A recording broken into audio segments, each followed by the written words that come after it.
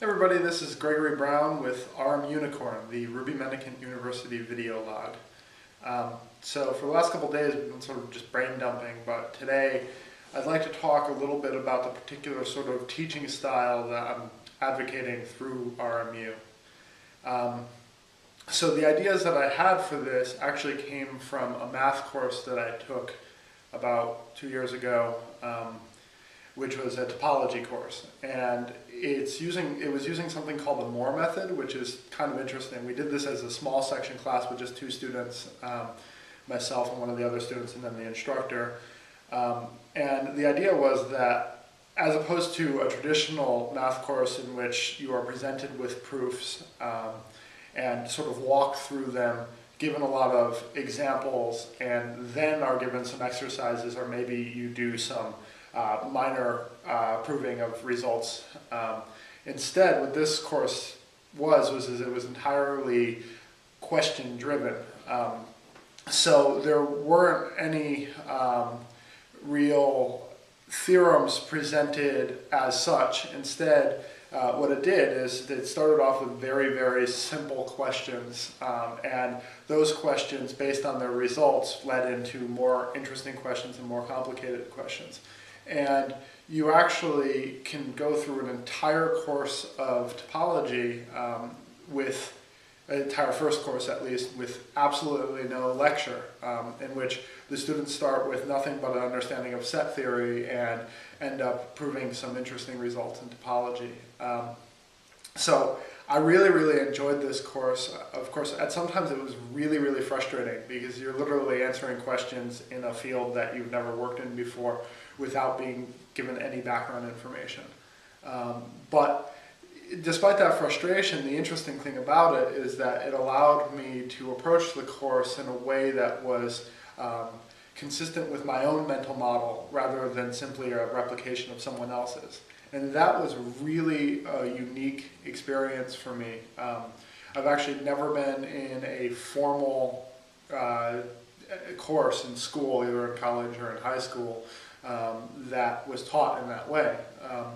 So I actually took that and thought that I might try applying it to Ruby, and out at the Lone Star Ruby conference, not this year but last year, myself and Brad Ediger taught a training course in that way.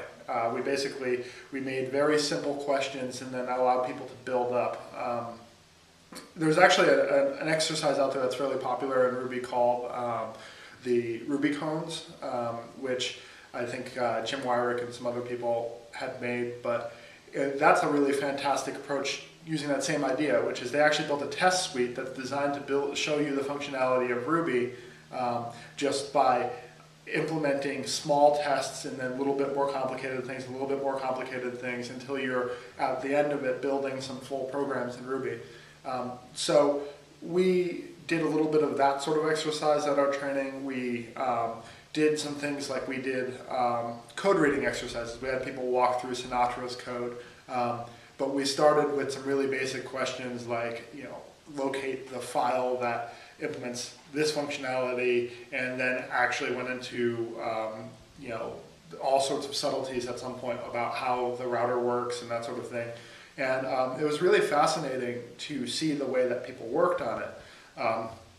The thing that was interesting about it is that everybody sort of worked in groups on this stuff, and really the students in that course sort of generated the entire material for the course. It was questions first, then the students would work. They would talk in their groups. Some common problems would arise across the groups, as well as some specialized ones which would get taken care of individually in the groups, and then we would come together and discuss. And this training was extremely well received. I think it was probably the most popular training at that year of Lone Star, and it was just a complete surprise to us because we were just trying to experiment. So I've actually been putting that into action in some of the other trainings I've done in a limited fashion. It's actually interesting because this sort of approach, it works for some people but not as well for others. For the people that it works for, it really, really works. But when I'm doing things like Complete Rubyist now with David Black and Jeremy McAnally, I try to include at least some part of the program that's like this, and I find that it's really valuable.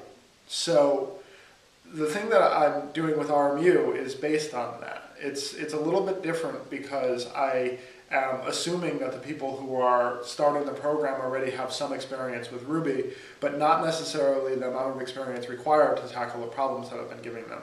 And then rather than being sort of atomic level questions, instead I give them large scale problems to work on. And then I allow the students to come up with the small questions. And the people who feel like they're really stuck, I tell them, okay, well, try to ask the questions that are at your level of understanding. Try and think of the smallest thing that you could possibly ask yourself and then try to come up with an answer for, and then work on that. And they've been doing this collectively as a group, and it's fascinating. It's amazing that when you give people adequate problems to work on, the level of conversation is just fantastic. It's really, really great. And I think that the reason why this approach works is because, again, it forces people to sort of internalize the understanding rather than just memorize an approach and then reproduce it. And really, it's worked great. We have done 100% work first, discuss later sort of work in RMU, and even people who have relatively little experience have been learning a lot that way.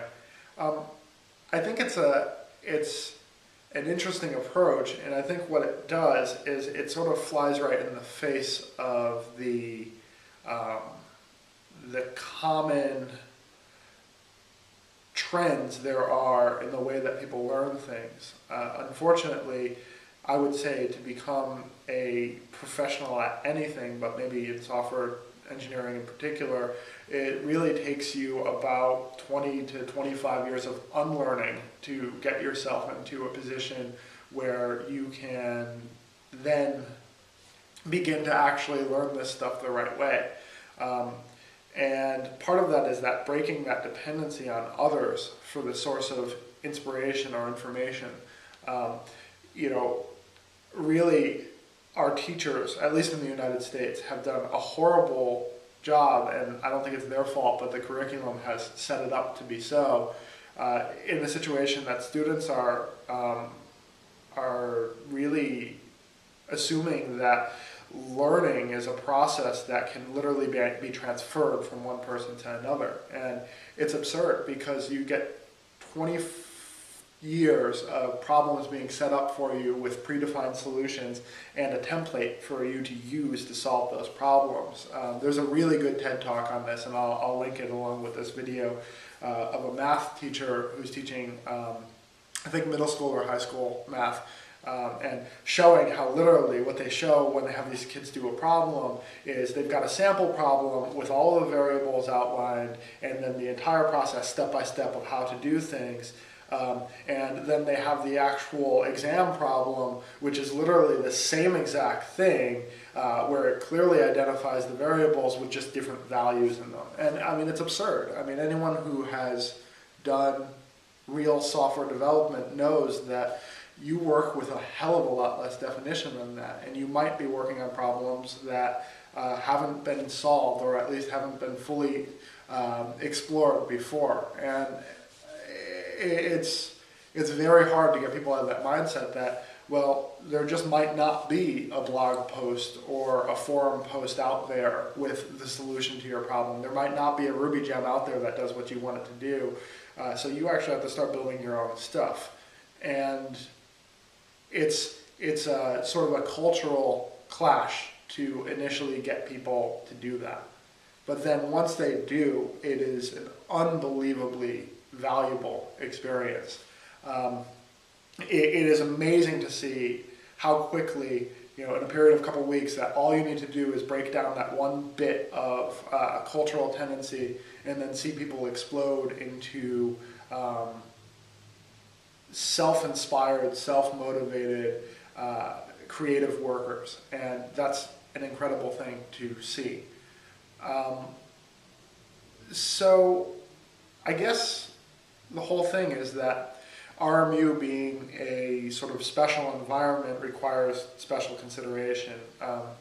In the past, I've done trainings where I basically go and I talk, and maybe I spend a couple hours with the group and then I disappear off into the mist and I never talk to them again. I maybe catch up with a student here and there, but there's no formal agreement to that. With RMU, it's different. I think that in order for this sort of approach to work, where the instructor is taking a hands-off approach and letting the students sort of learn themselves, what is necessary is sort of high availability to be able to answer questions, give one-on-one support. So in September, I've been giving the students 2 days a week of my time in which I'm literally available. It's first come, first serve, and we sit down and we talk through their problems. And that gives a lot of individualized help to each person, and it lets them work through their problems on their own. And that sort of thing is like the key ingredient that I felt really bring this all together, which is just getting someone to explain to you their problems in detail in an individual setting often allows them to come up with solutions themselves. The only thing that's concerning me about it is that it's extremely time consuming. With the 18 students that we have, yesterday was the first day in which I made myself available for I think 4 or 5 hours and had to turn a couple people away and had to say, all right, well, I've been working on this for 5 hours now and now I've got to stop. So we have to meet Monday and do that. It made me feel a little bit bad to have to do that, but it shows how much the students really are taking advantage of this time and how much progress is really being made, and that's really great. So the only challenge that we have is to try and figure out a way to make this sustainable. Both find a way that I can continue to take this time and put it into it, and also find a way to make it so that the group is small enough that we can make the best use of the time. I think in August we had 7 people, in September we had 18, and in October and November we'll have upwards of 20 people, but that's starting to get too big. I think in 2011 we'll probably run with 15 students max in a class. But overall, I think that approach is working great. I love it, and it's a really fascinating experience, and I think that the community will see in the coming months just how much we're producing and really come around to this way of thinking. But it remains to be seen. So I think that's enough for today, and thank you.